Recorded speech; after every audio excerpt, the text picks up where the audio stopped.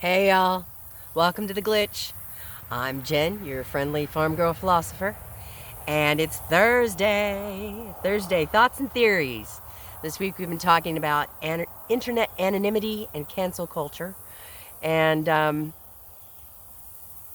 want to focus today on an idea that's been called a conservative thing, but I don't see how it's not a liberal thing also. I really don't. So maybe they just, because of who has said it, they don't want to realize that they're using this as well. And that's the idea that politics is downstream of culture.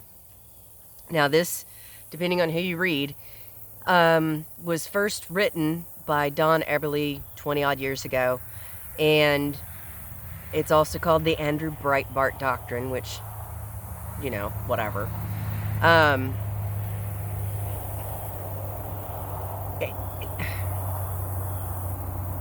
like I said, it's because it's the Andrew Breitbart Doctrine.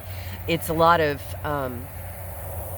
conservatives accept this, whereas liberals will say, "Oh, that's a conservative thing." I do not believe that that is the case. I think it's both. I think that politics is generally downstream of culture. If you look at gay marriage proposals, that was downstream of culture. Culture came to accept it, and then the law reflected that. So the political sphere reflected the culture. That is definitely a left-wing supported idea.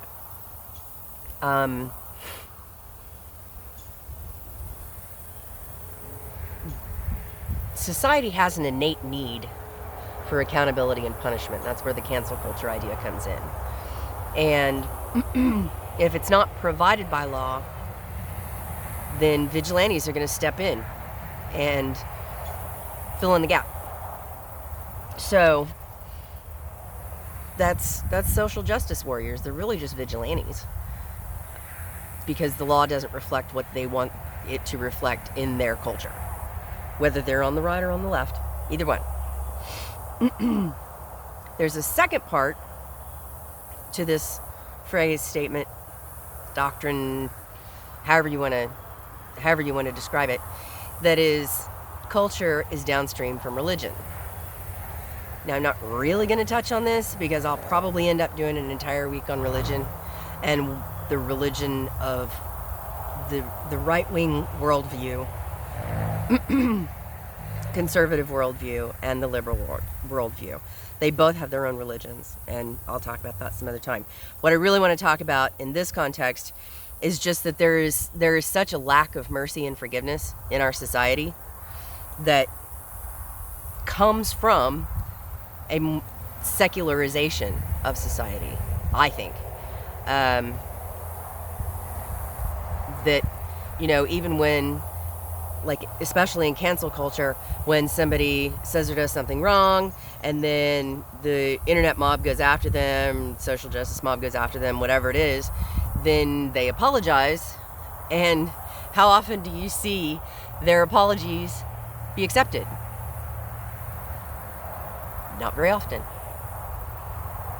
Usually they go, "That's not good enough. You're still canceled."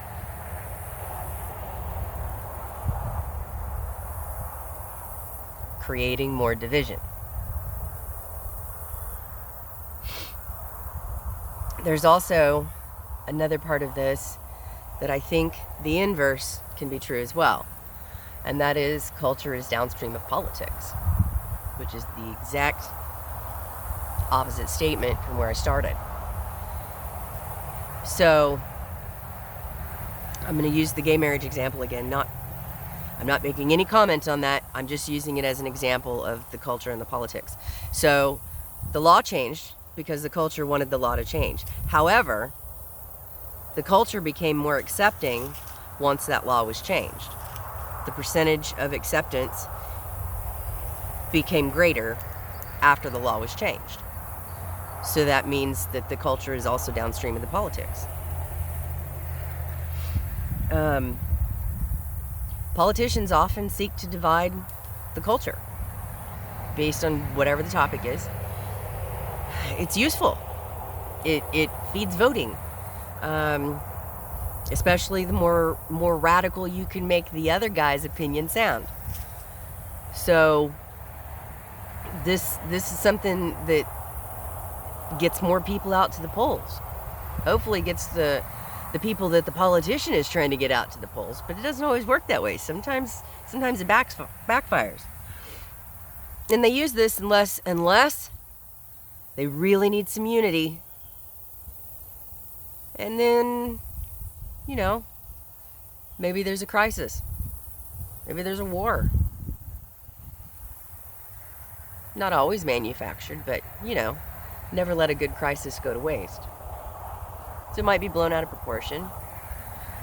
It might just happen along, and it's focused on a little more in order to create unity, to try to create unity. Sometimes that doesn't work either. Sometimes that backfires. So I think that both things can be true at the same time, that politics is downstream of culture and that culture is downstream of politics. I think it's an ever feeding circle on itself. But what I'm trying to do here is help people realize that we have the power to change the culture. We, the people, have the power to change the culture. We have the power to heal the divisions. We don't need to rely on the politicians. I considered running for office, which sounds bloody awful. Excuse my terrible British accent. But it sounds really terrible to me. I do not want to do that.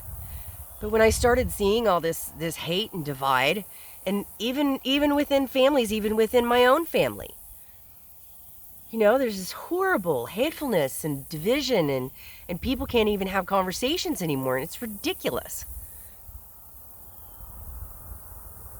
So I just want each of us individually, if we can look within ourselves and become more open-minded and become more accepting, and I don't mean that you have to agree with everything that somebody else says, but accepting of the fact that they're allowed to have their own damned opinions. What does it matter? You can think their opinions are wrong without hating the person. We have to hold ourselves accountable first. We have to look at people as individuals and not just as their group identity. We have to look at ourselves as individuals and know what we believe and why, rather than just our group identities. We have to be able to see clearly in order to help someone else to see clearly. I think that might have come from somewhere important.